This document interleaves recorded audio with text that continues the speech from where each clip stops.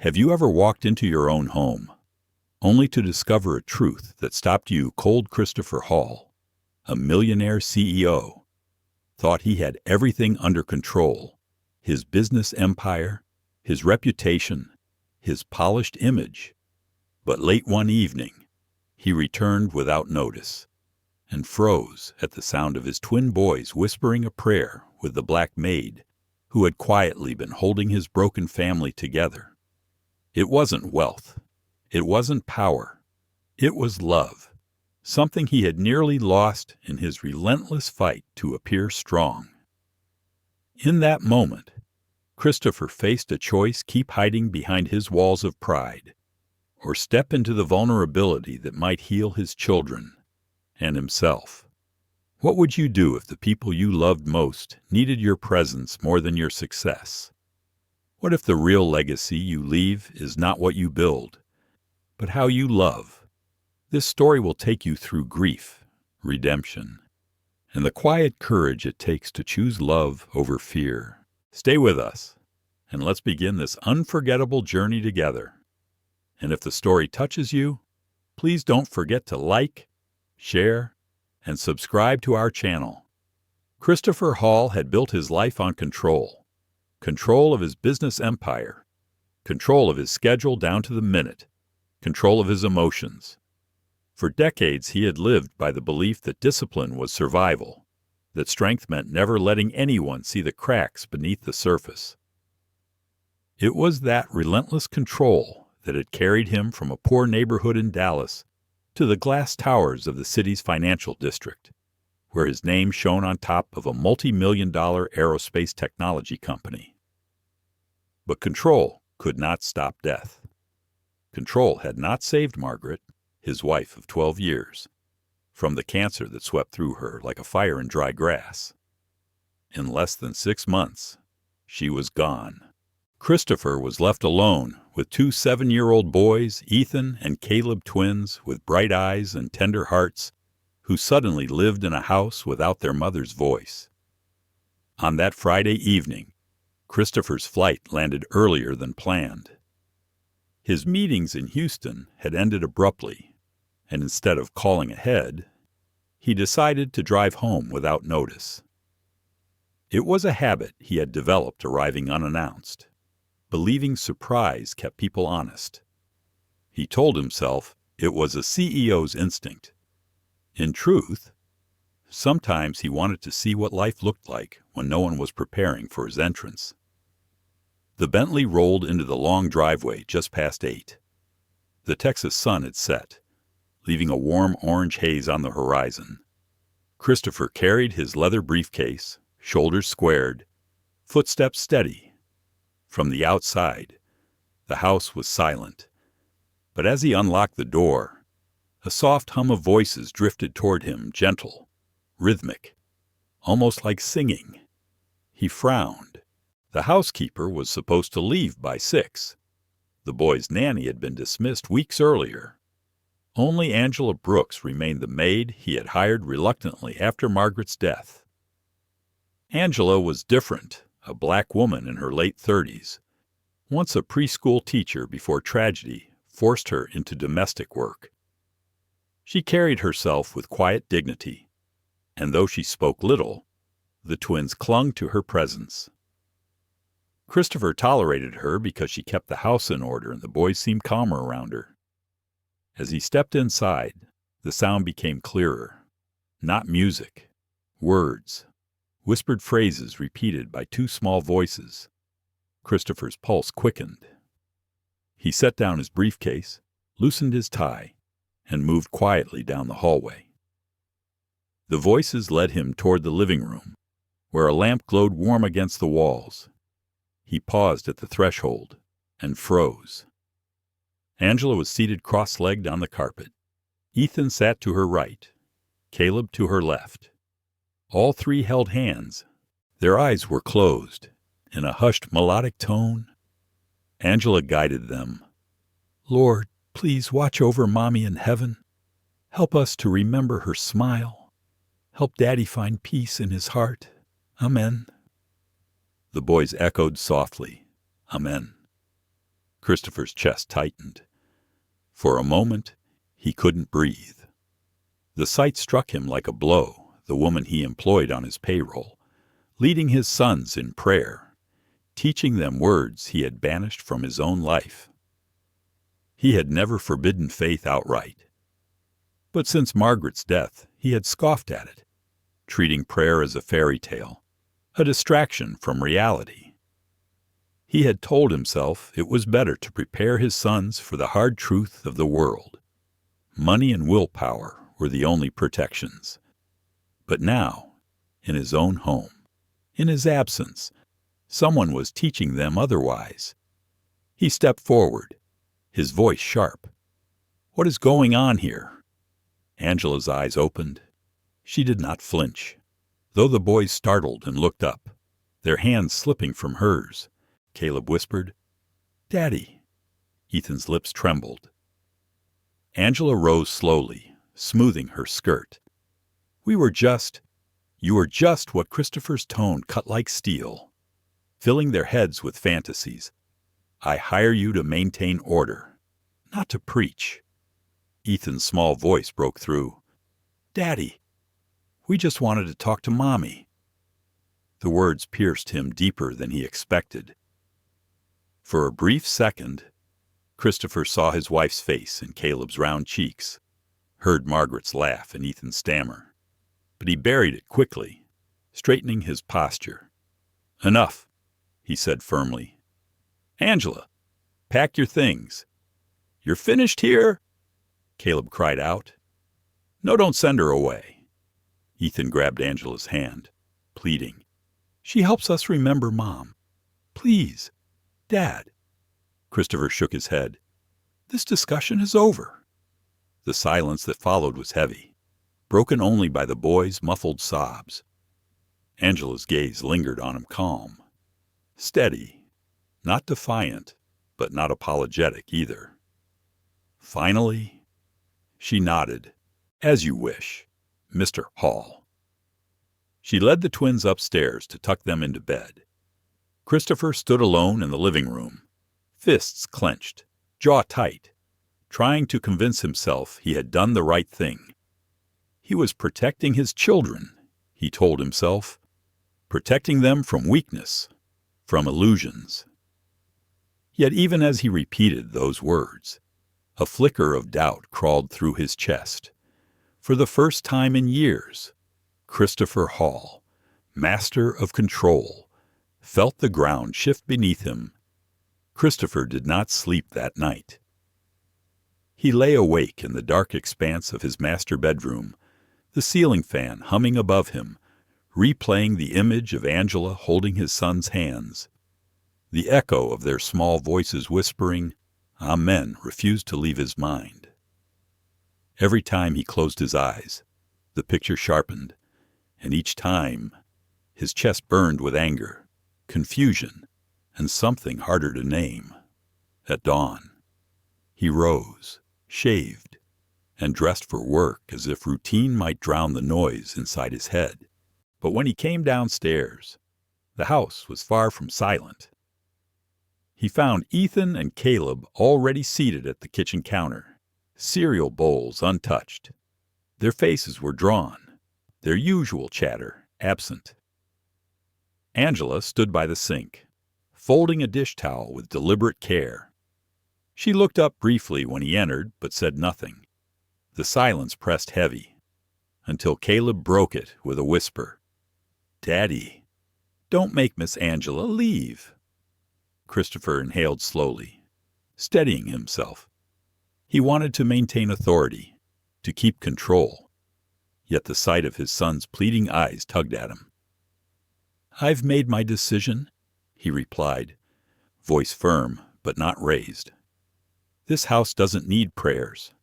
It needs structure." Angela placed the folded towel on the counter. "Mr. Hall, with respect, structure alone won't keep children from breaking inside." The word stung.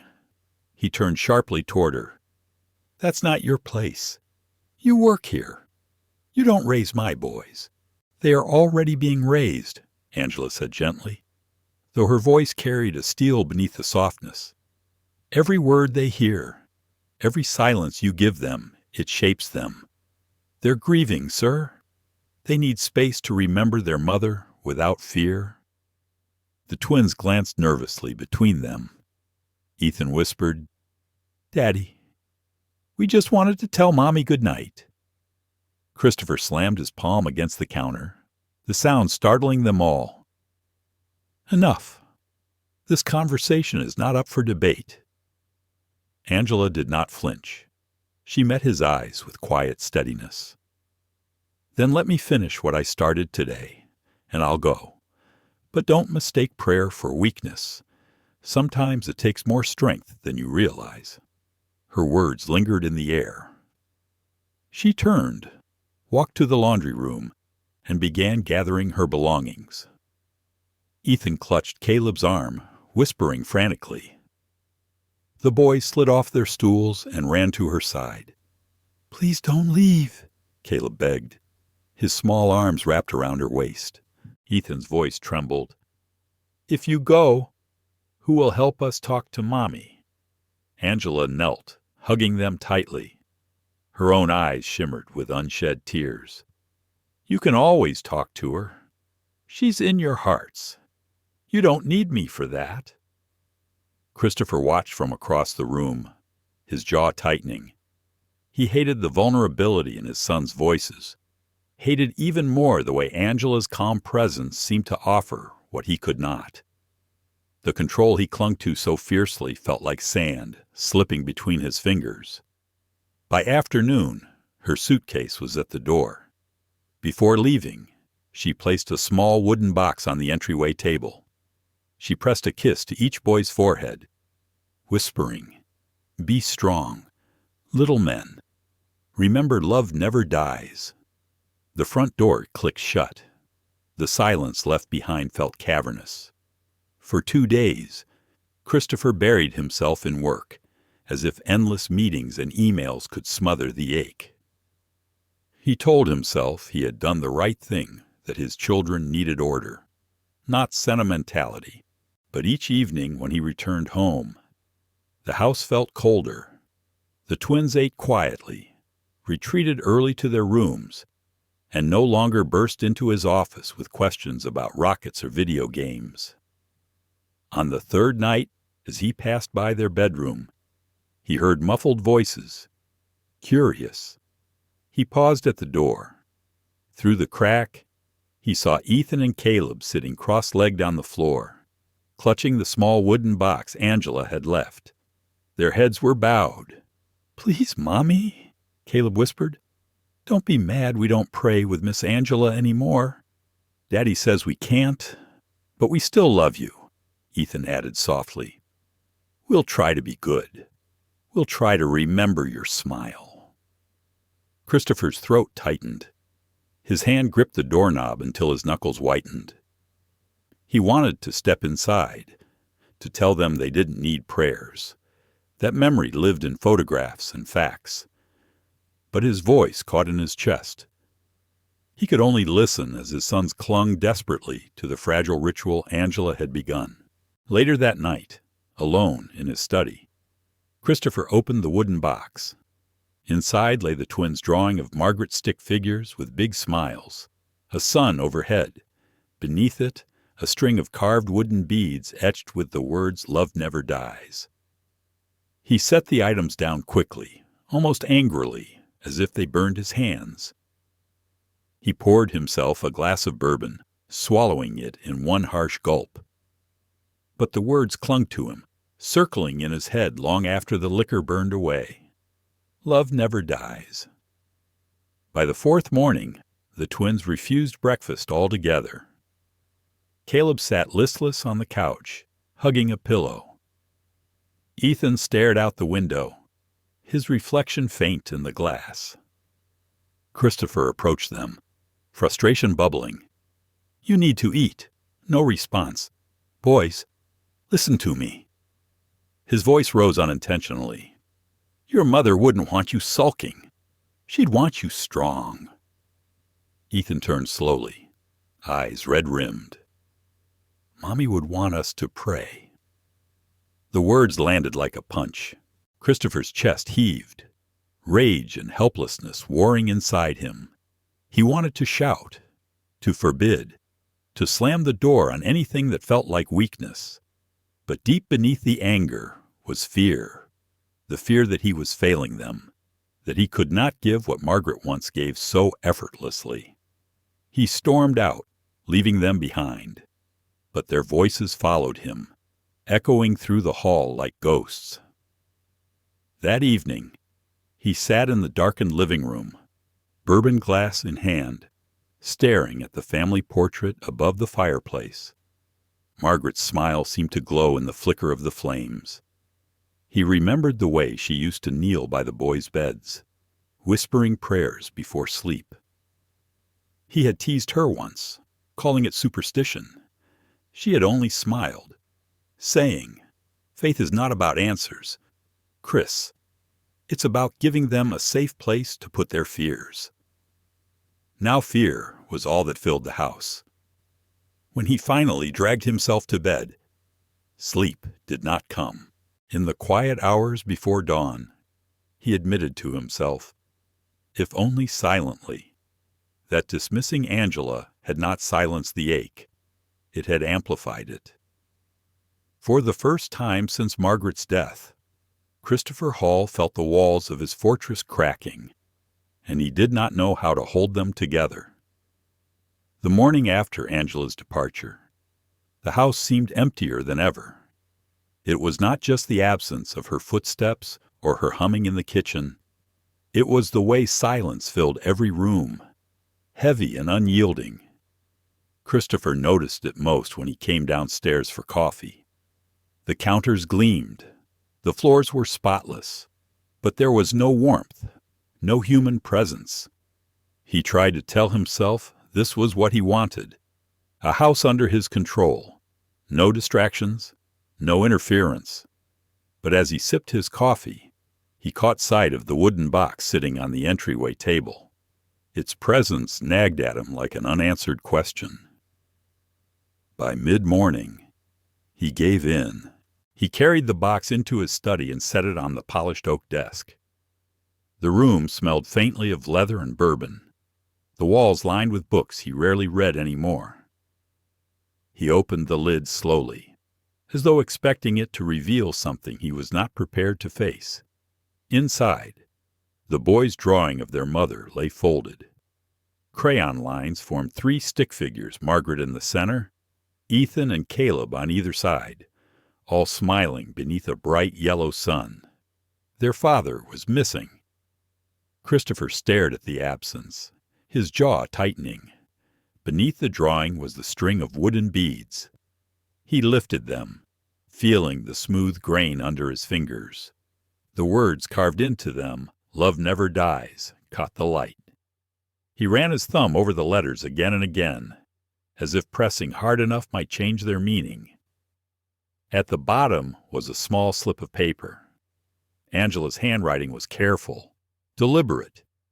Sometimes memory is the only bridge between pain and healing. "Don't let the boys lose it." Christopher exhaled sharply. Closing the lid, he shoved the box to the far corner of his desk, as if distance could dull the weight of its message. That evening, the twins approached him in the living room.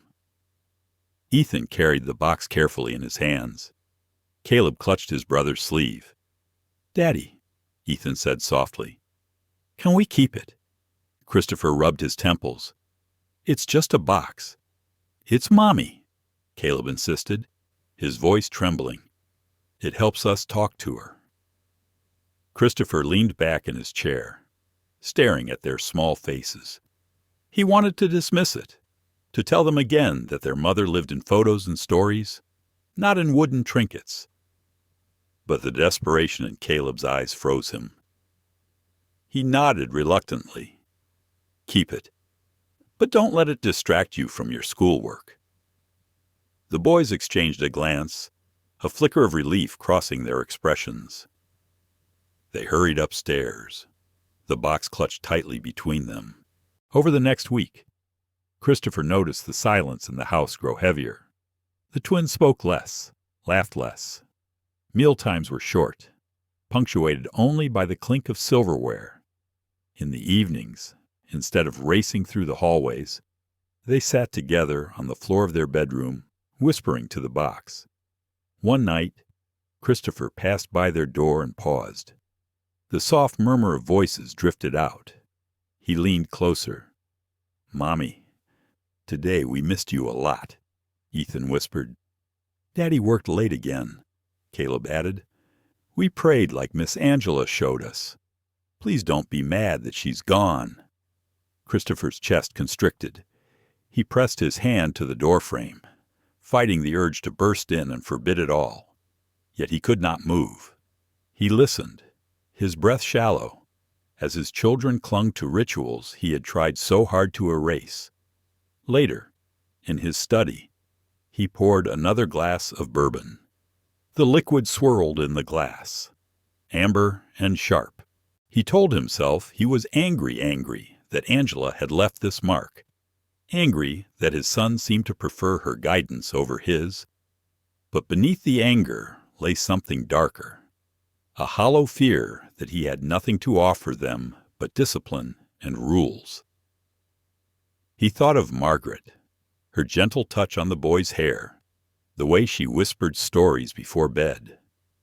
She had given them comfort, not commands. He wondered if they remembered him at all in those moments, or if he had already become a shadow in their memories. Days passed. Christopher's colleagues began to notice his distraction in meetings. He snapped at junior staff, his patience thinning. At home, he avoided the twins' questions, retreating into his office with excuses about deadlines. But the wooden box remained. Each time he passed their room and heard their hushed voices, guilt gnawed at him. He wanted to believe he was protecting them by shutting out prayer, by forcing them to face reality. Yet every time he saw their downcast faces, he questioned if reality was all he had left to give. One Friday night, as a storm rolled across Dallas, thunder shaking the windows, Christopher found Ethan sitting alone in the hallway, clutching the beads. The boy's eyes were wet, his cheeks streaked with tears. "What's wrong?" Christopher asked, kneeling beside him. Ethan shook his head, voice barely audible. "I dreamed Mommy went away 'cause we stopped praying. I think she's mad at us." The words pierced Christopher's heart. He pulled his son into his arms, holding him tightly. For the first time in months, he whispered without thinking, "She's not mad. She loved you too much for that." Ethan looked up, surprised.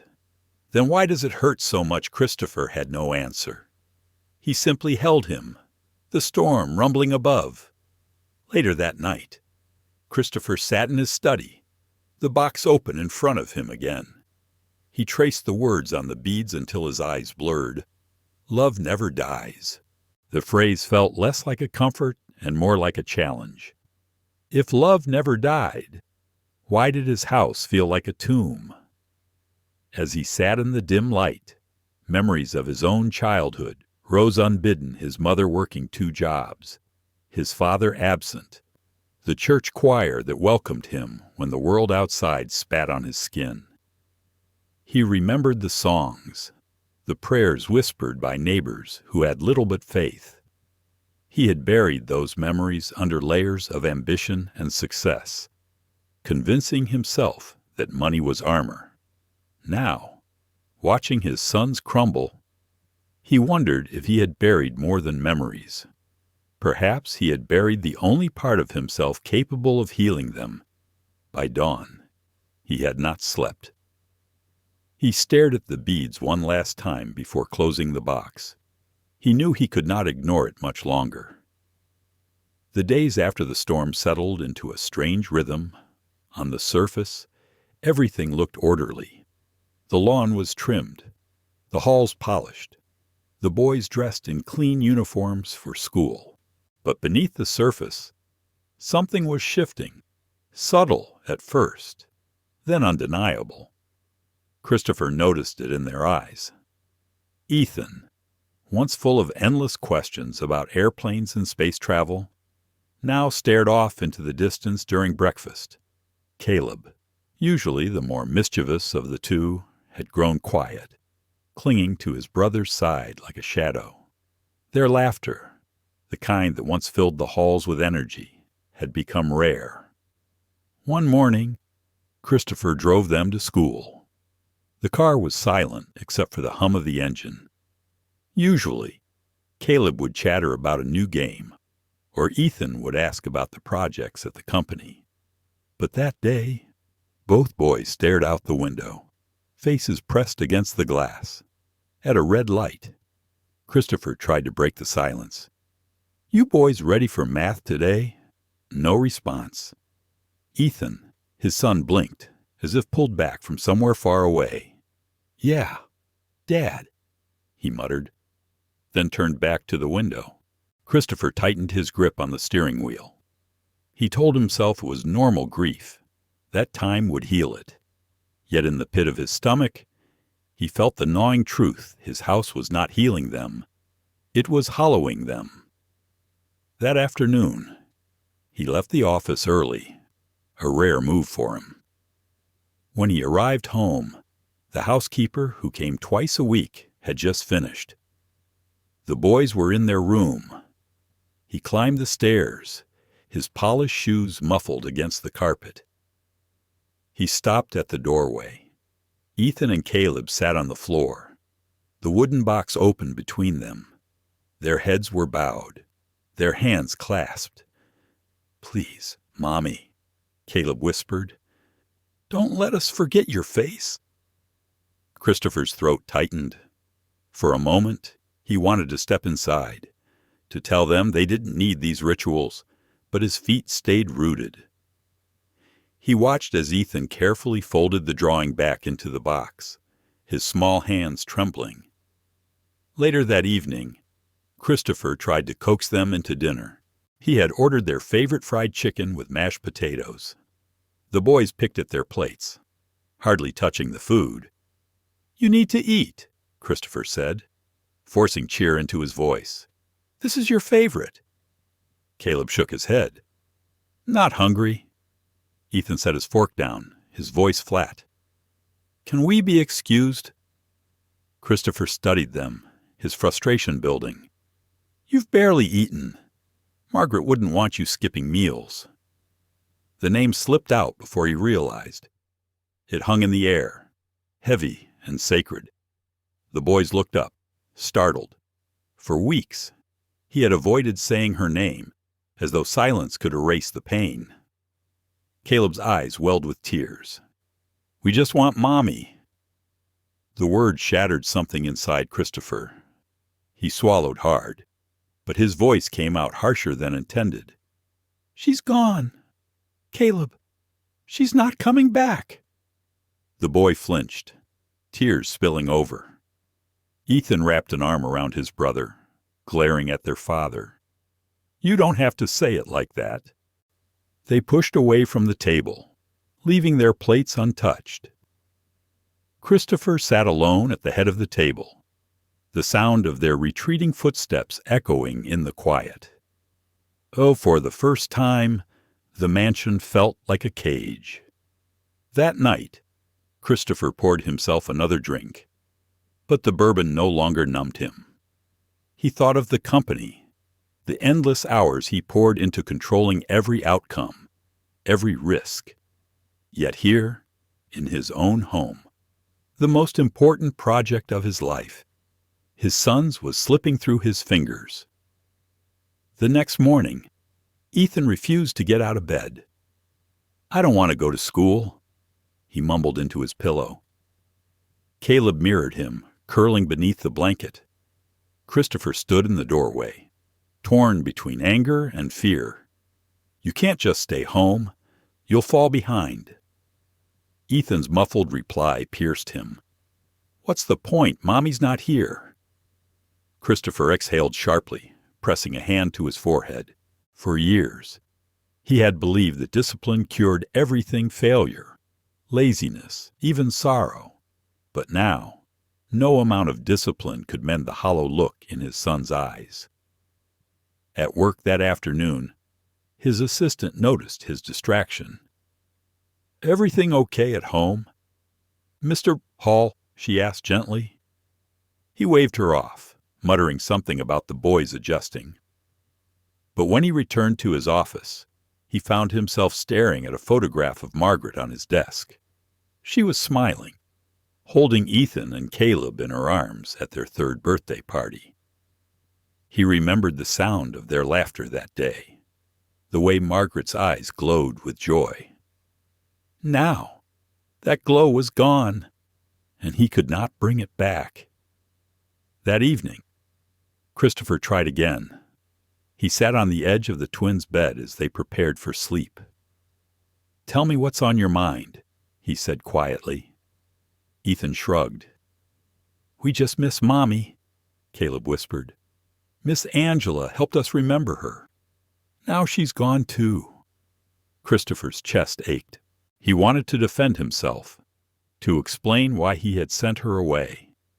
But the words caught in his throat.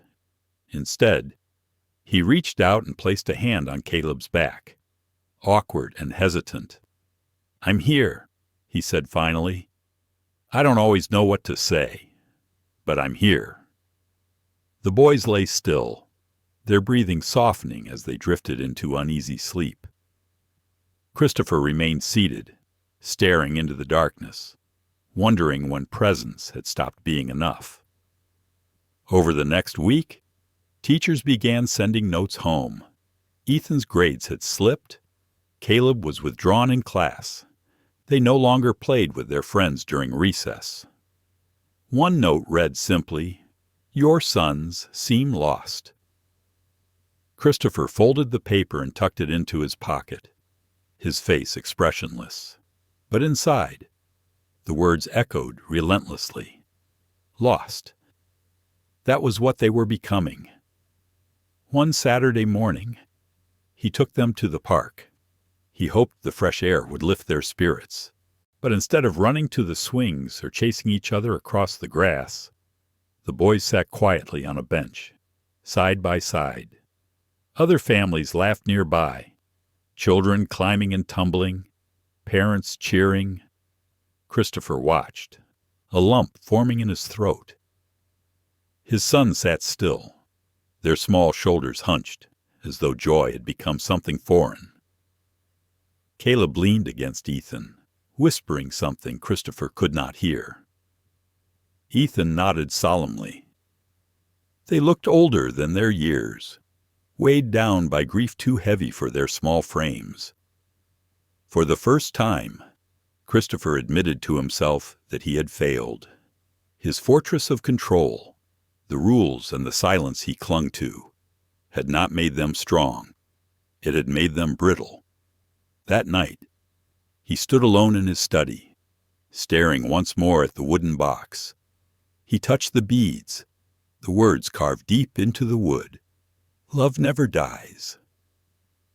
He whispered the phrase aloud, the words rough on his tongue. Love never dies. But if love never died, why were his sons fading before his eyes? Christopher Hall rarely spoke about his childhood, even to Margaret, who had known the softest and darkest corners of his life. He had shared only fragments. The rest he carried like an iron weight, locked away in a chamber of silence.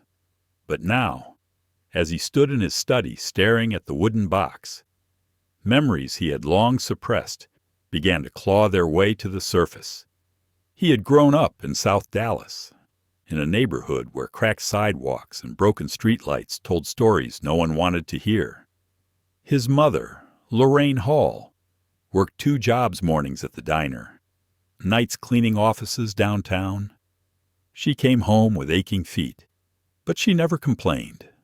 She would kiss his forehead, whisper, "Baby, we keep going, because stopping isn't an option." His father had disappeared before Christopher was old enough to remember. All he knew of him came from whispers, rumors that he had been caught in a fight, that he had drifted to another city, that he had simply walked away. For young Christopher, absence became its own presence. School was a battlefield, not because of the lessons, but because of the stares. He was one of only 3 black boys in his elementary class. Teachers praised his intelligence, yet classmates mocked his second-hand clothes, his worn shoes. He remembered a day in 3rd grade when a boy named Stephen shoved him against the lockers and sneered, "Your kind doesn't belong here." Christopher had clenched his fists, wanting to fight, but his mother's voice echoed in his mind. "Don't give them what they want. You're better than that." So he straightened his shoulders, swallowed the humiliation, and walked away. That night, lying in bed, he promised himself he would build armor so strong that no insult, no rejection, could ever pierce him again. By high school, that armor had taken shape. He worked after classes, bagging groceries and washing cars, saving every dollar. He excelled in math and science, his mind sharp, his will sharper.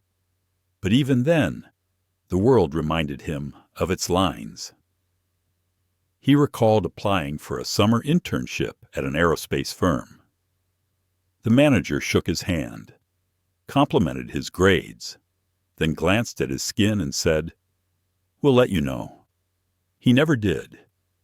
It wasn't until years later, as CEO, that Christopher learned the same manager had once told colleagues, "I don't see a black kid making it in engineering." Christopher had proved him wrong, but the memory lingered, carved deep into his identity. There had been moments of grace, too. His grandmother's tiny church, a worn building with peeling paint, had been a refuge. On Sundays, the choir's voices lifted him beyond the cracked pavement of his neighborhood. He remembered the smell of fried chicken after service, the warmth of neighbors who treated him like family. But when his grandmother died during his first year of college, he turned his back on faith. He told himself he didn't need songs or sermons. He needed control, discipline, achievement, wealth. They would be his salvation. Now, as he traced the carved words on the beads, "Love never dies," he thought of those church pews, the calloused hands of neighbors who had believed in him. He had run so far from that world, yet here it was again, knocking on his door through the voices of his children. That night, unable to sleep, Christopher walked through the mansion in the dark. The silence was thick, the air heavy. He stopped in the twins' room.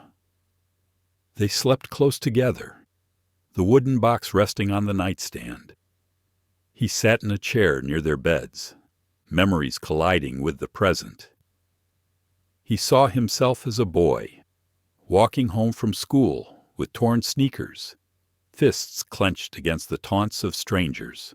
He saw his mother, wiping sweat from her brow, reminding him, "Love makes us strong, even when the world tries to break us." But he had not carried that lesson forward.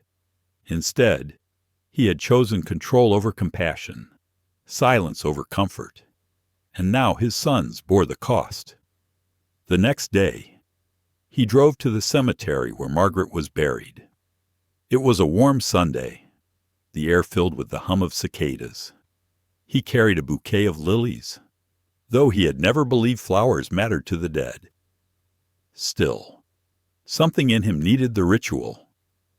Standing at her grave, he spoke aloud, though his voice trembled. "Margaret, I don't know what I'm doing. The boys are slipping away from me. They pray to you. They whisper your name. And I don't know how to reach them." He knelt, pressing the bouquet into the soil. "I thought strength meant never bending, never breaking. But maybe I was wrong. Maybe I'm breaking them instead." His voice cracked. What do I do? Margaret, tell me what to do. The wind rustled through the trees, offering no answer. But as he rose, he felt a strange pull, a quiet urging. He thought of Angela, the way she had held the boy's hands, the calm in her eyes. He had dismissed her as a maid, but she had given his son something he could not. Driving home, he wrestled with the thought. It went against everything he believed in asking for help, admitting weakness. Yet the image of his son's hollow faces haunted him. Perhaps, he thought, strength meant something different than he had always imagined. That evening, Christopher opened a drawer in his study and pulled out an old photograph. It showed him at 18, standing in front of his high school with a scholarship certificate in his hand. His mother stood beside him, pride shining in her tired eyes.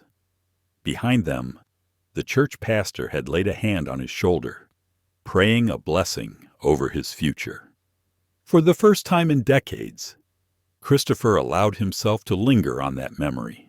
He realized he had built his empire on discipline, but his foundation had been laid by love. His mother's sacrifices, his grandmother's prayers, the community that believed in him when the world doubted. He closed his eyes, whispering the words he had once buried. Love never dies. The phrase no longer felt like a challenge. It felt like a truth. Yet knowing the truth and living it were two different things. And Christopher Hall, CEO, father, widower, was not sure if he had the courage to bridge the gap. Angela Brooks lived in a modest two-bedroom apartment on the south side of Dallas, far removed from the marble floors and vaulted ceilings of the Hall mansion. Her building was old, paint peeling at the corners, but she kept her space immaculate. Every shelf was lined with framed photographs her parents on their wedding day, her younger brother in his Army uniform, her late husband Marcus grinning at their church picnic. Marcus had been gone for nearly 5 years now, killed in a construction accident that had left Angela not only widowed, but also buried in medical bills and unpaid rent. Before that, she had been a preschool teacher, her classroom filled with finger paints and picture books. She loved the sound of children's voices learning new words, the way their eyes lit up when they mastered a letter. But when Marcus died, the world closed in. She could not keep up with the rent, let alone the certification fees. She took what work she could, first cleaning houses, then cooking, then eventually working as a maid. She told herself it was temporary, a bridge until she could stand on her feet again. But bridges can stretch on longer than expected. That Saturday morning, Angela sat at her kitchen table with a cup of coffee, gone lukewarm. Across from her sat her niece, Jasmine, a college sophomore studying sociology. Jasmine often visited on weekends, helping with errands and sharing news from campus. "You look tired, Auntie," Jasmine said gently. "Is the job too much?" Angela smiled faintly, though her eyes betrayed fatigue. "The work isn't hard. It's the house. It's heavy." "You mean the Halls?" Angela nodded. "Those boys, Ethan and Caleb, they carry so much grief, more than children their age should, and their father." She stopped, hesitating. Jasmine leaned in. "What about him?" Angela sipped her coffee, choosing her words carefully. "He's strong, too strong, like stone. But underneath, I see cracks. He's trying to raise them with order and rules. But children don't heal from grief with rules. They need space to feel. They need love." Jasmine tilted her head. "And you gave them," that Angela exhaled slowly. "I tried. We prayed together. We remembered their mother. But when he saw, he sent me away." Her voice trembled at the memory, not because of anger, but because of the look on the boys' faces that night, the fear of losing yet another anchor. Jasmine reached across the table, squeezing her hand. "You did the right thing, Auntie. Even if he didn't see it. Maybe one day he will." Angela offered a small, weary smile. She wanted to believe that. But in her heart, she feared the boys would forget the comfort she tried to give them. Later that day, Angela walked to the community center where she volunteered twice a month. The building was worn but alive, filled with children from the neighborhood. She helped with reading programs, teaching kids to sound out words, to trace letters with steady hands. That afternoon, she sat on a colorful rug surrounded by 6 children, reading Goodnight Moon. Their laughter filled the room, their voices rising as they repeated the lines with her. For those few hours, she felt whole again, like the teacher she once was. But as the session ended, she noticed a boy lingering near the doorway, his backpack slung loosely over his shoulder. His eyes reminded her of Ethan, haunted, searching. "You want to join us next week?" she asked gently. The boy shrugged. "Maybe. My mom works late. It's just me at home." Angela's heart tightened. She knew that look too well. The look of a child holding more weight than his years should carry. She handed him a flyer for the reading program. "Come. We'd love to have you." As she walked home that evening, Angela thought again of Ethan and Caleb. She wondered if they were eating, if they were smiling, if their father had softened. She whispered a quiet prayer for them, her footsteps slow against the cracked sidewalk. Across town, Christopher sat in his study, restless. He had spent the day going through business reports, yet his mind kept wandering. He saw Ethan's hollow eyes, Caleb's trembling hands, and again, Angela's voice, calm, steady, unyielding. He wondered where she was, what kind of life she returned to after leaving his house. For the first time, he realized he knew almost nothing about her. He had never asked. To him, she had been an employee, a shadow in the background. But now, she had become something else, a mirror reflecting all the ways he was failing. That night, unable to resist the pull, Christopher drove through South Dallas. He told himself he was just clearing his head, but his car seemed to find its way into streets lined with small apartments and corner stores. He slowed when he saw the community center, its lights still glowing. Children spilled out with parents and volunteers, laughter echoing into the night. And there she was, Angela, standing at the doorway, waving goodbye to the children. She wore a simple blouse and jeans, her hair pulled back, her posture weary but graceful. Christopher watched from his car, hidden in the shadows. For the first time, he saw her not as his maid, but as a teacher, a guide, a presence children trusted. He felt a pang of shame. How had he dismissed her so easily, reducing her to a paycheck? When she carried a gift he could not give his own sons. He drove home in silence, questions gnawing at him. Could he swallow his pride and ask her back? Could he admit to his children that he had been wrong in his mansion? The silence was heavier than ever. The boys were asleep upstairs, the wooden box on the nightstand glowing faintly in the moonlight. Christopher sat in the darkened living room. The image of Angela at the community center burned into his mind. For the first time, he whispered words he had never imagined himself saying. "I need her." Sunday afternoon found Christopher pacing in his study, unable to shake the image of Angela at the community center. The way the children clung to her, the way she carried herself with calm authority, it had unsettled him. He had spent his life commanding boardrooms, yet she seemed to command hearts with nothing but presence. Finally, he made a decision that felt both necessary and unbearable. He would go to her. He rehearsed the words in his mind. He would be calm, professional. He would tell her that the boys missed her, that perhaps they needed her influence. But beneath the polished phrases was something raw, a man who did not know how to heal his children, admitting he needed help. Late in the afternoon, he drove through South Dallas again. The sun hung low, washing the buildings in amber light. When he arrived at her apartment complex, he sat in the car for several minutes, hands gripping the steering wheel, heart pounding harder than it did before multi-million-dollar negotiations. Finally, he stepped out, straightened his jacket, and climbed the worn staircase. He knocked on her door. The sound of footsteps. Then the door opened, and there she was, Angela Brooks, wearing a simple gray dress, her expression surprised but not hostile. "Mr. Hall," she said, her voice steady. "What brings you here?"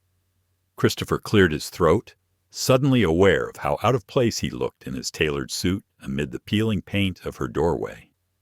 I wanted to talk." Angela hesitated, then stepped aside. "Come in." Her apartment was small but warm. A faint smell of lavender filled the air. Photographs lined the shelves, and a quilt draped over the couch. It was a world away from the cold elegance of his mansion. Christopher sat stiffly, his hands clasped, while Angela poured tea into two mismatched mugs. She placed one in front of him and settled across the table. He began carefully. "The boys, they miss you." Angela's eyes softened. "I miss them too." "They've changed since you left," Christopher admitted, his voice low. "They hardly talk. Their teachers say they're lost." Angela nodded slowly. "Children grieve in ways adults don't always understand. They need rituals, small acts of remembering. That's why I prayed with them, not to preach, but to give them space to hold on to their mother." Christopher's jaw tightened. "You should have asked me first." Angela met his gaze evenly. "Would you have said yes?" He had no answer. The silence stretched, heavy but honest. Angela continued, her tone firm but not unkind. "Mr. Hall, you're trying to protect them by shutting out what scares you. But grief doesn't disappear when you silence it. It grows." Christopher leaned back, his throat dry. "I've spent my life building control. Without it, I wouldn't be here. But now, control isn't enough. They're slipping away from me. For the first time." His voice cracked. He looked down, ashamed. "I don't know what to do." Angela's eyes softened further. "You don't have to know everything. You just have to be present. They need their father's heart, not just his rules." Her words pierced him deeper than he expected. He had led companies, commanded respect from senators and investors, but no one had ever spoken to him like this with truth that cut and healed in the same breath. He swallowed hard. "Will you come back?" Angela hesitated. She folded her hands in her lap. Thoughtful. "I will, but only if you understand something. I'm not just a maid. I won't be treated like one in your house. If I come back, I'll come as someone who cares for your children's hearts, not just their clothes and meals." Christopher looked up, startled by her courage. "You're right," he said quietly. "I didn't see you before, but I do now." Angela studied him for a long moment, then nodded. "Then yes, I'll come back. For the boys." Relief washed through him, though he tried not to show it too plainly. He finished his tea, thanked her, and rose to leave. At the door, Angela's voice stopped him. "Mr. Hall," she said gently, "your sons don't just need me. They need you to remember you're more than a provider. You're their father." He met her gaze, and for the first time in years, he allowed himself to simply nod without defense. "I'll try." As he drove home, the city lights flickering past, Christopher felt both lighter and heavier. Lighter because he was no longer carrying the burden alone. Heavier because Angela's words had stripped away his excuses. When he arrived at the mansion, Ethan and Caleb were waiting in the foyer. Their eyes widened when they saw him. "Daddy." "Where were you?" Ethan asked. Christopher knelt to their level. "I went to see Miss Angela." Caleb's face lit up with hope. "Is she coming back?" Christopher nodded. "Yes. She'll be here tomorrow." The boys threw their arms around him, their small bodies trembling with relief. Christopher held them close, his heart breaking and mending at the same time. For once, he didn't think about control or appearances. He just let himself feel. That night, after the boys fell asleep, Christopher sat in the quiet of his study. He opened the wooden box, traced the words on the beads, and whispered to the darkness, "Love never dies."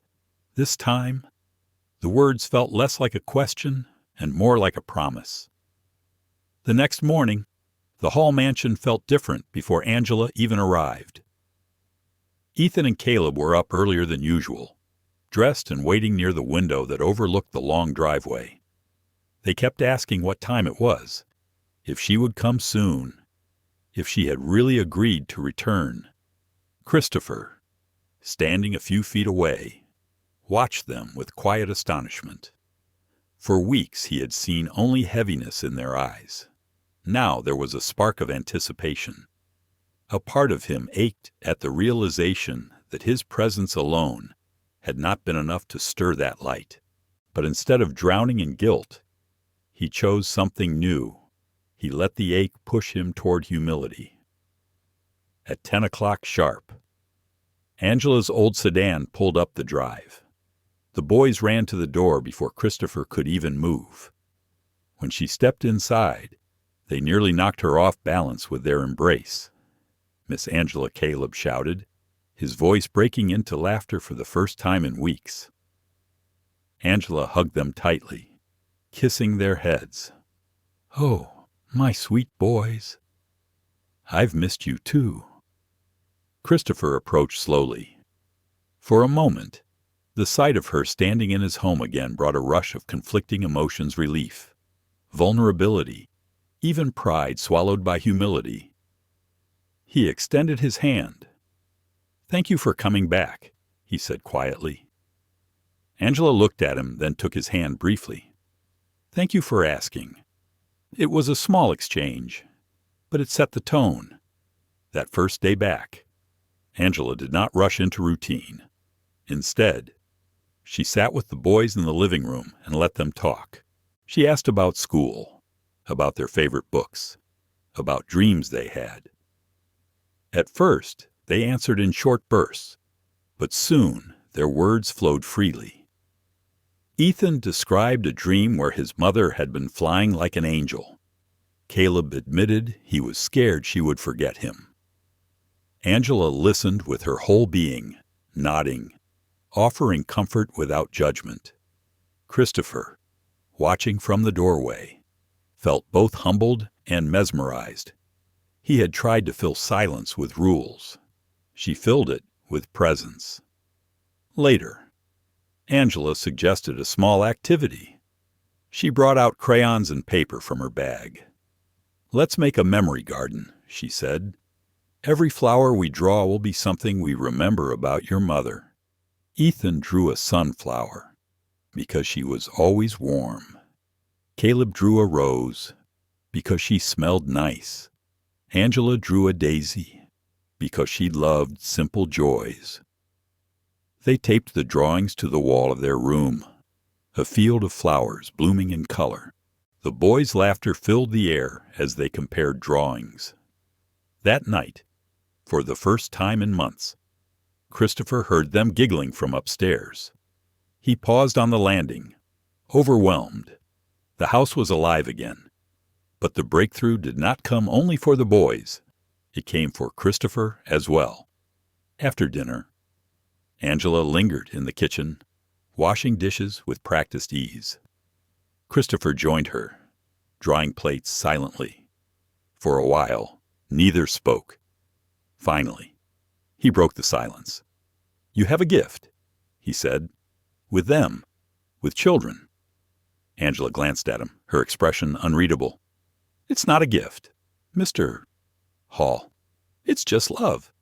Children feel it when you give it to them." He nodded, absorbing her words. Then, after a pause, he confessed something he had never admitted aloud. "I don't know if I know how to give it. At least not the way they need." Angela set down the plate and turned to him fully. "You do. You're just afraid it won't be enough. But love isn't measured in perfection. It's measured in presence, in trying, even when you stumble." Her words sank deep. For years, Christopher had measured his worth by success, by numbers and outcomes. But here, Angela was offering him a new standard, one he wasn't sure how to live up to, but one that felt closer to truth. That weekend, Angela suggested something bold. "Let's have a remembrance night," she told the boys. "We'll cook your mom's favorite meal and tell stories about her." The boys' eyes lit up. Ethan clapped his hands. "Can we really?" Christopher hesitated, but when he saw their excitement, he agreed. On Saturday evening, the kitchen filled with the smell of spaghetti and garlic bread, Margaret's favorite. Angela guided the boys as they stirred sauce and set the table. Christopher, awkward but willing, grated cheese. At the dinner table, Angela began. "I remember the first time I met your mom. She came into the church with you boys, holding your hands. She was smiling so wide. The boys shared their memories, too. Ethan recalled bedtime stories. Caleb remembered her singing in the car. Each story painted a picture of a woman who had filled their lives with warmth. Finally, all eyes turned to Christopher. He froze, his fork halfway to his mouth. Angela spoke gently. "Mr. Hall, do you have a memory you'd like to share for a moment?" He couldn't. His throat tightened. But then he thought of the first time he saw Margaret in college, sitting under an oak tree, reading a book with her hair falling across her face. He remembered how his heart had stopped. "She used to read poetry," he said quietly. "Sometimes out loud to me, late at night. She had a way of making words sound like music." The boy's eyes widened. "Really?" Ethan asked. Christopher nodded, a faint smile tugging at his lips. "Yes, she loved Langston Hughes. She would say, 'Hold fast to dreams, for if dreams die, life is a broken-winged bird that cannot fly.'" The room fell silent, the words hanging like a benediction. For the first time, Christopher felt as though he had given his sons something more than rules. He had given them a piece of their mother. When the meal ended, Caleb leaned against him, eyes heavy with sleep. "Daddy," he whispered, "that was the best night." Christopher kissed his head, the gesture surprising even himself. "It was. Wasn't it later?" as Angela prepared to leave. Christopher walked her to the door. He felt gratitude swelling in him, too large to contain. "You've brought them back," he said softly. Angela shook her head. "No, they were always there. They just needed space to bloom again." As she stepped into the night, Christopher lingered at the doorway, watching her walk toward her car. For the first time in months, he felt hope, not the brittle hope of control, but the living hope of connection. Upstairs, the boys slept peacefully, the wooden box glowing faintly under the lamplight. For a few weeks, the Hall mansion seemed lighter. Ethan and Caleb laughed more often, their eyes no longer dimmed by constant grief. They told stories about their mother without fear of upsetting their father. Even Christopher felt the shift. Each night, when he passed their room and heard their voices whispering over the wooden box, he no longer bristled. Instead, he paused, listening quietly, allowing himself to believe healing was possible. But healing is rarely a straight line. Doubt often finds a way back in. One Thursday afternoon, Christopher returned early from the office. As he entered the foyer, he heard laughter from the living room. Angela was sitting cross-legged on the carpet, helping Ethan and Caleb build a tower of wooden blocks. "Higher, higher," Caleb shouted. Angela steadied the tower as it swayed. "Careful now. You don't want it to tumble." The boys laughed, and for a moment, Christopher felt a warmth spread through his chest. Yet beneath it, another feeling stirred unease. He stepped closer. Angela looked up, smiling politely. "We were just practicing patience," she explained. "Towers take time." Christopher nodded, but his mind drifted elsewhere. Patience, love, prayer. Angela was teaching his sons values that had shaped her world, not his, and they adored her for it. That night, as he tucked the boys in, Ethan whispered, "Daddy, when Miss Angela is here, it feels like Mommy is too." The words pierced him. He kissed Ethan's forehead. But later, in his study, the thought festered. Were his sons starting to see Angela as a replacement? Was he losing them to her? He poured himself a drink, swirling the amber liquid, trying to silence the question. Yet it echoed louder with every sip. The following weekend, Christopher's sister, Denise, visited. She lived in Chicago and came only a few times a year. Denise was sharp-eyed, outspoken, never afraid to challenge her brother. The moment she stepped into the mansion, she noticed Angela helping the boys with homework at the dining table. When Angela excused herself to give them space, Denise leaned in close to Christopher. "So that's the maid?" she asked, lowering her voice. "She's more than that," Christopher replied cautiously. Denise arched an eyebrow. "Looks like it." The boys seemed glued to her. "Careful, Chris. You don't want them confused about who's raising them." "She's helping," Christopher said firmly. "They're finally smiling again." Denise crossed her arms. "And what happens when they lean on her so much they forget you? Or worse, when she decides to leave again? Do you know what that'll do to them?" Her words stirred the doubt already gnawing at him. That night, Christopher watched Angela read bedtime stories to the boys, their heads resting against her shoulders. The image was beautiful and terrifying. Later, when the boys were asleep, Christopher confronted her in the kitchen. "I need to ask you something," he began, his tone sharper than intended. "What's your role here?" "Angela." Really, Angela set down the dish she was drying and turned to face him. "My role is to care for your children, to give them space to heal. They look at you like you're their mother," Christopher blurted. Angela's eyes softened, but her voice was steady. "I will never be their mother. Margaret's place can't be filled. I'm simply someone who helps them remember her without fear." Christopher paced, tension radiating from his shoulders. "But what if they rely on you more than me? What if I'm just the man who pays the bills?" Angela stepped closer, her gaze unwavering. "Then you need to step into their world more." "Christopher, don't fear their love for me. It doesn't replace their love for you.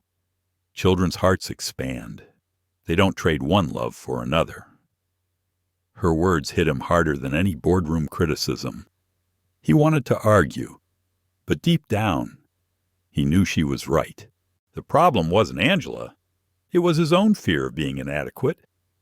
Still, doubt lingered.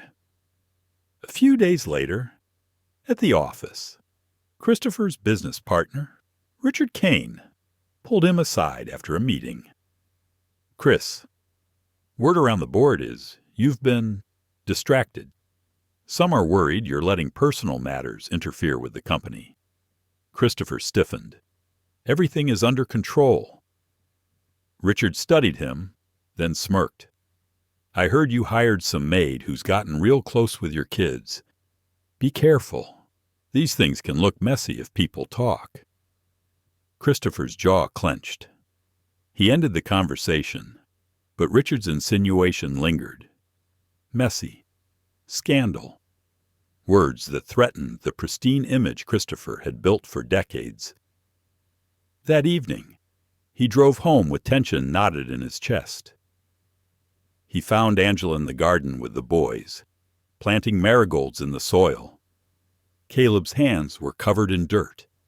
Ethan's cheeks streaked with laughter. Angela guided them gently, her hands steady on theirs. "Flowers need care," she told them, not just once, but every day. Christopher stood at the edge, watching. The sight moved him and frightened him.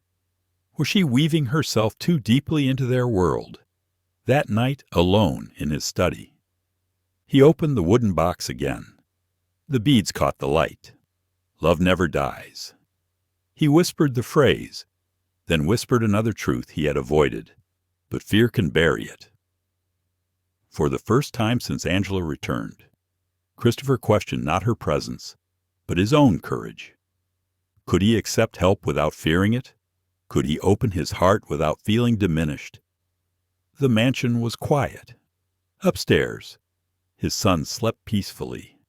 In the darkness, Christopher sat torn between gratitude and doubt, hope and fear. He knew the next choice he made would define not just his son's healing, but his own. It began with a phone call. On a rainy Tuesday afternoon, Christopher was in his office reviewing quarterly reports when his assistant patched through a journalist from a local business magazine. The reporter's tone was sharp, almost mocking. "Mr. Hall, we've heard rumors about a maid living in your mansion and raising your children as if she were their mother. Some sources suggest it could damage your reputation as a disciplined leader."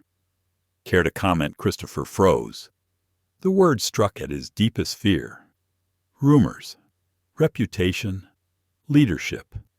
"I don't comment on gossip," he said coldly, ending the call, but his hands trembled as he set the phone down. By the time he drove home, rain was pouring, his mind swirling. Who had spoken to the press? Denise Richard, or perhaps some neighbor who had glimpsed Angela in the garden with the boys when he walked into the mansion. He heard laughter from the upstairs hallway. He followed the sound to Ethan and Caleb's room. There they were, jumping on the bed, pillows flying, while Angela tried to corral them with mock sternness. "All right, you two, settle down before you knock out a lamp." She laughed. The boys collapsed into giggles, tumbling against her as though she were their anchor. For a moment, Christopher watched silently. Then his fear erupted. "Enough!" His voice thundered across the room. The boys froze. Angela turned, startled. "Mr. Hall, you are not their mother?" Christopher's voice shook with anger he hadn't meant to unleash. "This is not your home, and you do not get to play that role." The boys' faces crumpled. Caleb clung to Angela's arm, whispering, "Don't go." Angela's eyes filled with hurt, but she stood her ground. "Christopher, they need laughter. They need to feel safe. They need boundaries," he snapped. "And they need to remember who their father is. I will not have my children confused about where their loyalty belongs." Ethan's small voice broke through the tension. "Daddy, we love her. Why are you yelling?" Christopher's chest tightened. He saw the fear in their eyes. the disappointment in Angela's, but the wall of his pride held firm. "Boys, go downstairs," he ordered. "Now." They hesitated until Angela gave them a gentle nod. They slipped out, casting worried glances back at her. When the door closed, silence fell. Angela stood tall, though her hands trembled slightly. "I told you from the beginning. I would never replace Margaret," she said quietly.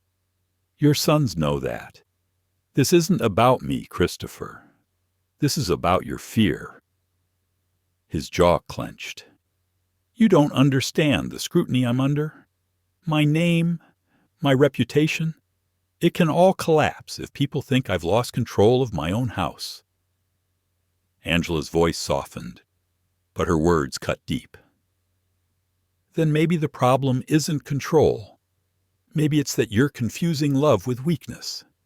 He looked away, unable to answer. That night, Angela packed her bag. The boys begged her not to leave, tears streaming down their faces, but she promised them she would see them again. She hugged them tightly, whispering, "Your mother's love is always with you, and so is mine." Christopher watched from the doorway, stone-faced, though every fiber in him screamed to stop her. Yet pride rooted him to the floor. When the front door closed behind her, the mansion felt colder than ever. The next morning, silence gripped the house. Ethan refused breakfast. Caleb wouldn't look at his father. Their laughter was gone, replaced by shadows. At work, Christopher tried to focus, but mistakes piled up. He misread figures, snapped at colleagues, and left meetings early. Richard pulled him aside again. "You're unraveling. Chris," he said bluntly, "whatever's happening at home, fix it or the board will." By the end of the week, the boys' teacher called. Ethan had lashed out in class. Caleb had withdrawn completely. "They're grieving again," she explained. "Something has changed at home. Hasn't it?" Christopher drove home that evening, his chest heavy. He found the boys in their room, clutching the wooden box. Ethan glared at him through tears. "You made her leave," Ethan accused. "You always ruin it." Caleb's voice was smaller, but just as sharp. "We wish Mommy was here instead of you." The words stabbed deeper than any headline or business threat ever could. Christopher staggered back, his composure shattering. He retreated to his study, poured himself a drink, and stared at the glass until the ice melted. In the silence, Margaret's memory pressed in. He could almost hear her voice reciting poetry, her laughter echoing, and he realized with crushing clarity he had driven away the one person who had truly brought their sons back to life. For the first time in years, Christopher Hall wept openly, not just for Margaret, not just for his sons, but for himself because he had let fear and pride destroy what little healing they had found. Outside, rain lashed against the windows. Inside, the Hall mansion collapsed into silence, fractured by pride, heavy with regret. The mansion had grown so quiet that even the ticking of the grandfather clock felt unbearable. Days stretched heavy, punctuated only by the boys' distant voices and the rustle of papers Christopher pretended to read. But the truth was, nothing in the business world could distract him from the emptiness at home. Angela's absence echoed through every hallway. No laughter, no gentle hum of a hymn as she folded laundry, no patient voice guiding Ethan through his stumbles or calming Caleb when shadows frightened him. Instead, the air was brittle, fragile, as though the house itself mourned her departure. Christopher buried himself in work, arriving home later each evening, hoping exhaustion might numb him. Yet each night, he was met with the sight of his sons already asleep. curled against each other like two small survivors on a raft. Their wooden box sat between them, the only glow in the room. One evening, after another strained dinner, Ethan exploded. He shoved his chair back so hard it scraped the floor. "You don't listen. You don't care. We want Miss Angela back." Christopher's fork slipped from his hand. Caleb sat frozen, his eyes wide. "Ethan!" "No," the boy shouted. "You ruined everything. Mommy's gone. And now you made Miss Angela go too. You're always angry. We hate it." The words hit with the force of a blow. For a moment, Christopher could not breathe. His son's rage, so raw, so unfiltered, cracked open the walls he had built around his heart. That night, long after the boys had cried themselves to sleep, Christopher sat alone in the study. He opened the wooden box, lifting the beads that had once slipped through Margaret's fingers. He remembered the last night in the hospital, her voice hoarse but steady. "Promise me, Chris," she had whispered. "Promise you'll let love guide them, not fear." He had nodded, tears blinding him, but fear had guided him anyway. The next morning, he did something unusual. He called Denise. His sister answered briskly, but when she heard his voice hoarse, weary, she softened. "Chris, what's wrong?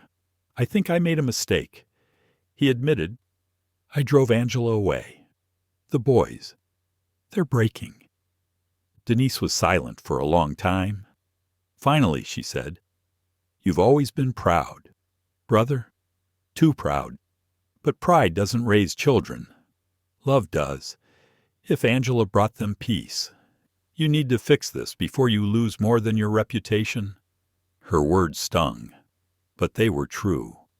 That afternoon, Christopher left the office early. He picked the boys up from school himself, surprising them. The ride home was quiet, tense. Finally, he asked, "Would you like to do something together tonight?" They shrugged, uninterested. At home, desperate to break the silence, Christopher pulled an old photo album from the shelf. Dust rose as he opened it on the coffee table. "Your mom made this," he said softly. Ethan and Caleb leaned in. The photo showed Margaret holding them as babies, smiling wide, her eyes alive with joy. "She loved you more than anything," Christopher whispered. His throat tightened. "And I know I failed to show it the way she did. But I do love you. I just don't always know how." The boys looked at him, their eyes shimmering. For the first time, Christopher let his tears fall openly. He pulled them close, his arms shaking. "I'm sorry," he said. "I'm so sorry." The boys clung to him, sobbing into his chest. In that fragile moment, something shifted, not fixed, not healed, but a crack appeared in the wall that had separated them. That weekend, Christopher took a step further. He brought them to the church Margaret had loved. It was Angela's church, too. The boys held his hands tightly as they walked inside. The choir sang softly. Christopher felt like an intruder at first, awkward in the pew. But when Ethan leaned against him and Caleb slipped his small hand into his, he stayed. After the service, Angela was there. She hadn't noticed him at first. She was talking with other parishioners. When her eyes met his, she stiffened, then excused herself and walked away. Christopher's chest tightened. He wanted to run after her, to beg for forgiveness, but pride tugged at him still. Instead, he let her go, his sons tugging at his coat, asking if they could say hello. "No, not today," he said, though his heart ached with the words. That night, lying awake, Christopher realized this was the reckoning Margaret had warned him about. Not with the world, not with shareholders or journalists, but with himself. He could no longer hide behind wealth or discipline.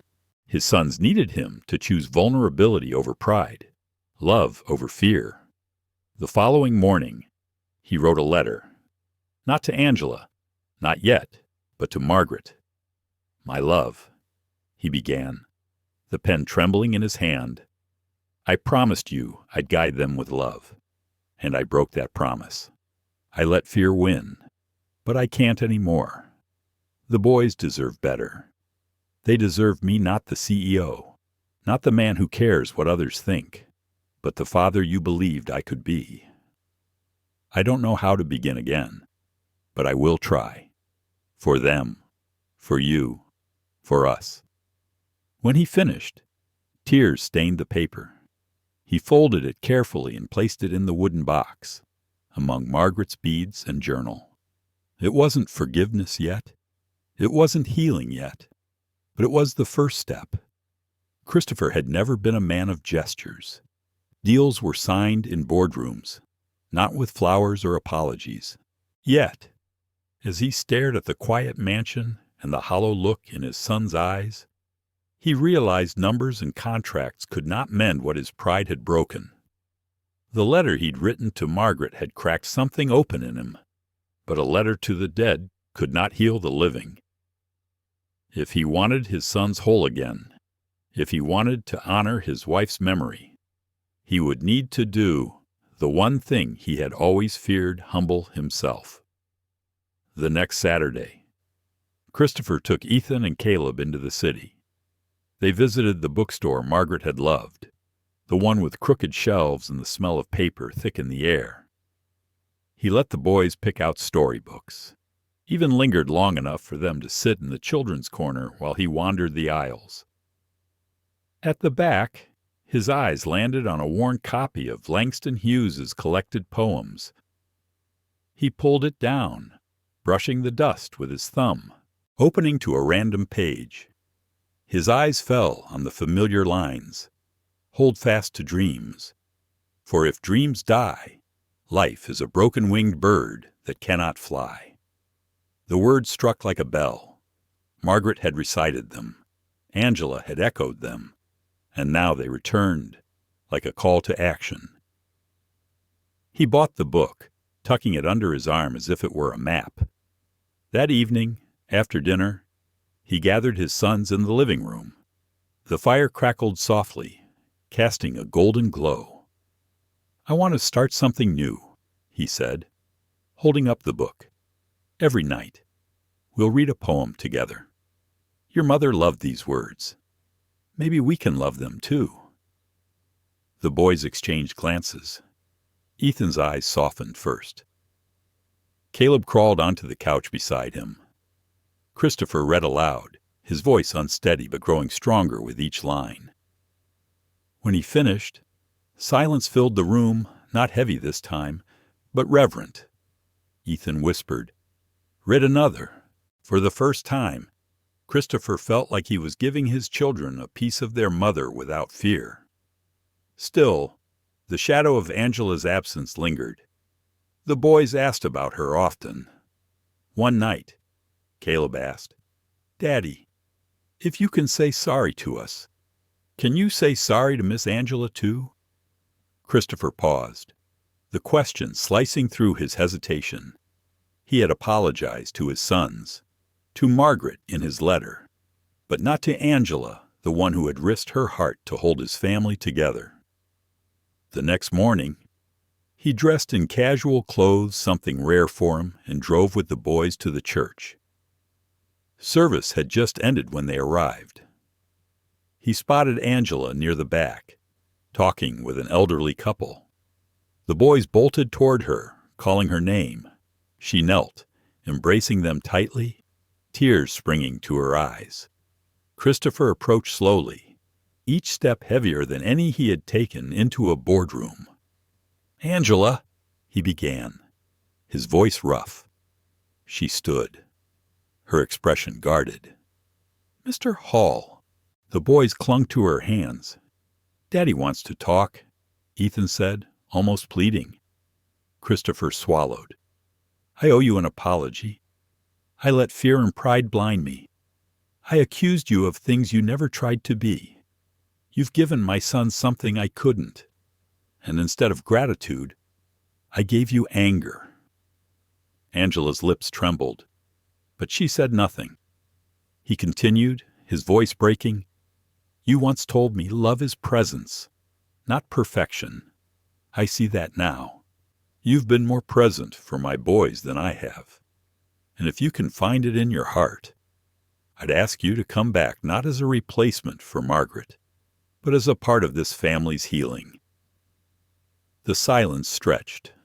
The boys looked up at her, hope shining in their eyes. Finally, Angela spoke, her voice quiet but firm. "Christopher, when I left, it wasn't just because of what you said. It was because I saw how much fear still ruled you. I can't walk back into a house ruled by fear." Christopher nodded, accepting the truth. "Then I promise, this house will no longer be ruled by fear. Not if I can help it." Angela studied him, searching for signs of the man she had doubted. She saw the weariness in his eyes, the humility that had been absent before. "I'll think about it," she said at last, "for their sake." The boys cheered, hugging her tightly. On the way home, Christopher felt something shift. She hadn't agreed yet, but the door wasn't closed. That alone was grace. Later that week, he took another step. He arranged a dinner at the mansion, not for investors or colleagues, but for his family. He invited Denise, determined to show his sister the change in him. He even cooked with the boys, fumbling through spaghetti and garlic bread as laughter filled the kitchen. When Denise arrived, she was stunned. "Chris, you cooked sort of," he said, grinning sheepishly. During dinner, Ethan and Caleb read poems from the Hughes book. Denise watched, her expression softening. Afterward, she pulled her brother aside. "You're changing," she said. "I can see it.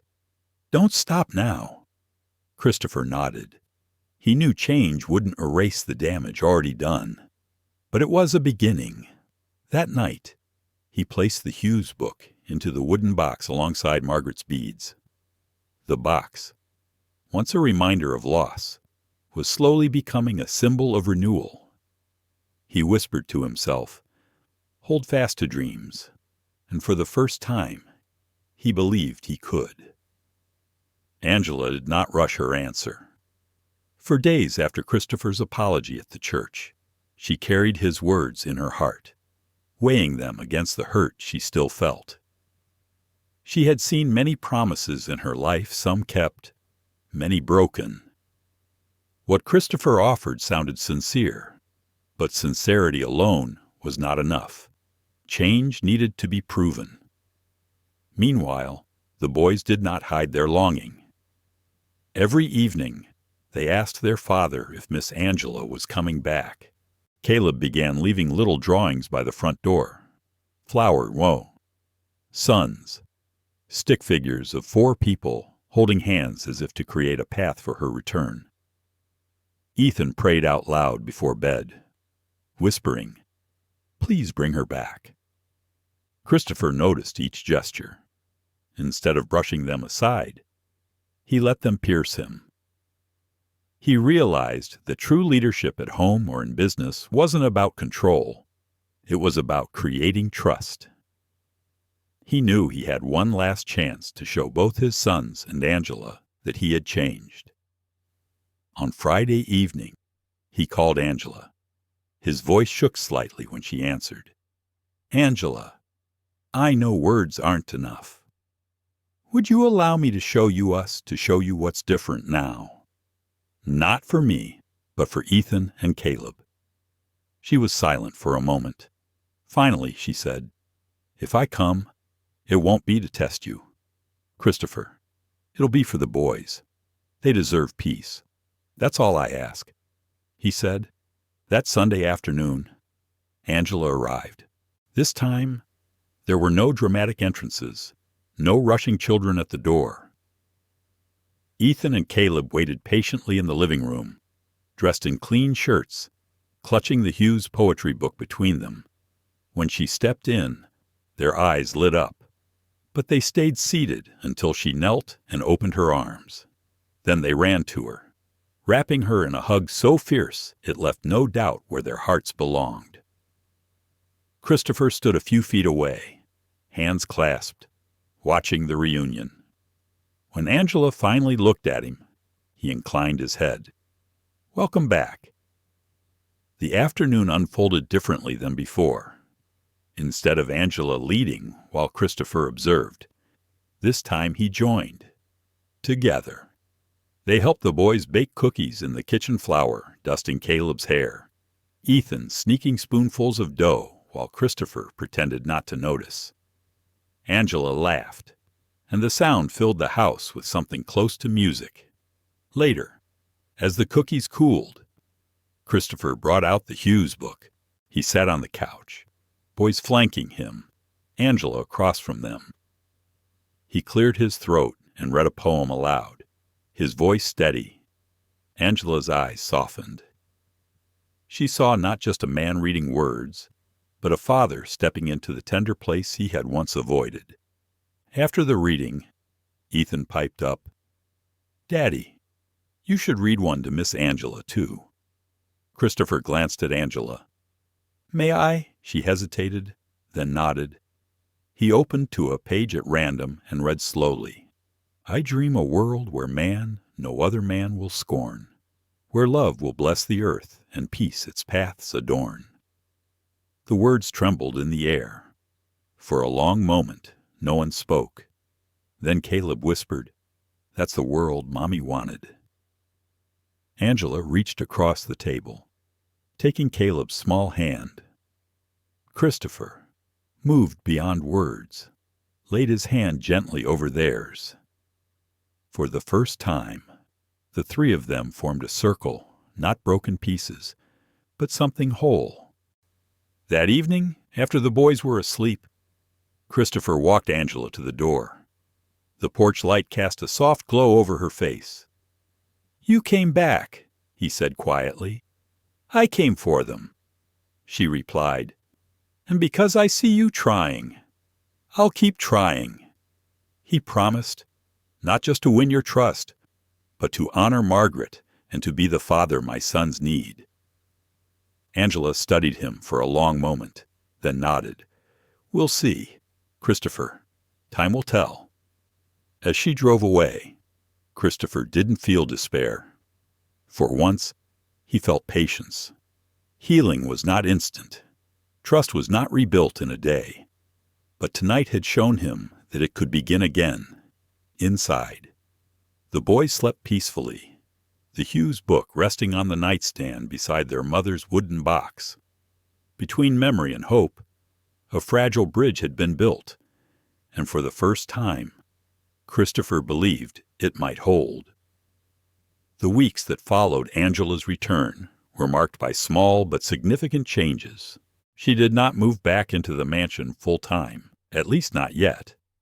Instead, she visited a few afternoons each week and stayed for dinner. It was enough to remind Ethan and Caleb that she hadn't abandoned them again, but also enough to let Christopher prove that his transformation wasn't just a performance for her sake. At first, the boys clung to Angela whenever she was around, as if afraid she might vanish again. Angela reassured them gently, "I'm here. And even when I'm not, you carry me right here." She tapped their chests over their hearts, and the boys smiled through tears. Christopher watched these moments with gratitude and humility. The old jealousy that had once gnawed at him seemed smaller now. Instead of seeing Angela as a rival for his son's love, he began to see her as a bridge, a living reminder that love could expand instead of diminish. One evening, Angela suggested they try something new together, a gratitude circle. They sat in the living room, Christopher, Angela, Ethan, and Caleb, each holding a small stone from the garden. Whoever held the stone would share one thing they were grateful for. Ethan went first. "I'm grateful Miss Angela came back." Caleb followed. "I'm grateful Daddy reads poems with us now." Angela smiled softly. "I'm grateful for two boys who remind me every day that love is stronger than fear." When it was Christopher's turn, he hesitated. The stone felt heavy in his hand. "Finally," he said, "I'm grateful for second chances, for being allowed to try again when I failed." Angela's eyes glistened, though she said nothing. The circle became a weekly ritual, and over time, Christopher noticed his sons leaning on him more naturally. They began to ask him questions about school, about life, about their mother. The distance that had once stood like a wall between them slowly crumbled. But healing is rarely smooth. It was tested one night when Christopher received a call from Richard Kane. "Chris, there's another article coming," Richard warned. "It paints a picture of you as distracted, too wrapped up in home drama. Investors are asking questions." The old Christopher, the one ruled by pride and fear, would have panicked. But this time, he listened quietly, then replied, "Richard, my family is not drama. They are my life. And if investors can't respect that, perhaps they're not the partners we need." Richard was stunned into silence. "You're serious." "Dead serious," Christopher said, hanging up. When he shared the conversation with Angela later that night, she looked at him intently. "That's a different answer than you would have given before." Christopher nodded. "Because I've finally realized what good is building an empire if it crumbles at home." Angela placed a hand on his arm, not as a servant, not even as a guest, but as an equal standing witness to his change. Another turning point came when Ethan had a nightmare. He woke in the middle of the night crying, calling for his mother. In the past, Christopher would have sent a maid or waited until the crying stopped. But this time, he went himself. He found Ethan trembling, clutching the wooden box. Christopher sat beside him, pulling the boy into his arms. "Daddy," Ethan sobbed, "what if Mommy forgets me in heaven?" Christopher's heart broke. He rocked his son gently. "She could never forget you. Love doesn't fade in heaven, Ethan. It only grows." The boy quieted slowly, his breathing steadying. As he drifted back to sleep, Christopher realized something profound. Healing wasn't about grand gestures, but about being present in the smallest moments of fear. By the end of that month, Angela agreed to return full-time. She moved back into her old room, and though it wasn't labeled as such, the house felt whole again. One Sunday afternoon, the family attended church together. As the choir sang, Caleb tugged at Christopher's sleeve. "Daddy, can we go up and light a candle?" For Mommy, Christopher nodded, and together with Angela and Ethan, they walked to the front. Ethan struck the match. Caleb steadied his hand, and Christopher whispered a prayer aloud. "For Margaret, for her love that still guides us, and for the courage to honor it every day," Angela added softly, "and for healing, which begins when we choose love over fear." The congregation was silent for a moment, moved by the sight of the powerful businessman kneeling with his children and the woman who had helped hold them together. Back at the mansion that evening, as they shared dinner around the table, Caleb suddenly looked up. "Daddy, can we keep doing this?" All of us, Christopher smiled, looking from his sons to Angela. "Yes, Caleb, we'll keep doing this, because family isn't something we lose. It's something we keep building." The boys beamed, and Angela's eyes shone with quiet pride. That night, when Christopher placed the Hughes poetry book and Margaret's beads back into the wooden box, he noticed something new. For the first time, the box no longer felt like a coffin for the past. It felt like a bridge connecting memory to the life still unfolding. The Hall mansion was not healed completely, but it was no longer broken. Spring arrived in Dallas with a kind of gentleness the Hall family had not felt in years. The air carried the scent of blooming magnolias. The lawn shimmered with new grass, and inside the mansion, laughter had returned as naturally as sunlight. Angela's presence was no longer a question, but a constant. She had resumed her role in the household, not as a maid in the shadows, but as a trusted guide, a partner in the boys' healing, and, in many ways, Christopher's anchor. The boys thrived. Ethan's sharpness mellowed into curiosity. He asked endless questions about the world. From the stars above to the meaning of poems Christopher read aloud at night. Caleb, once withdrawn, now brimmed with quiet confidence. He took to drawing again, filling pages with houses, families, and always a tall figure with two small children at his side. One Saturday morning, Christopher found him sketching at the breakfast table.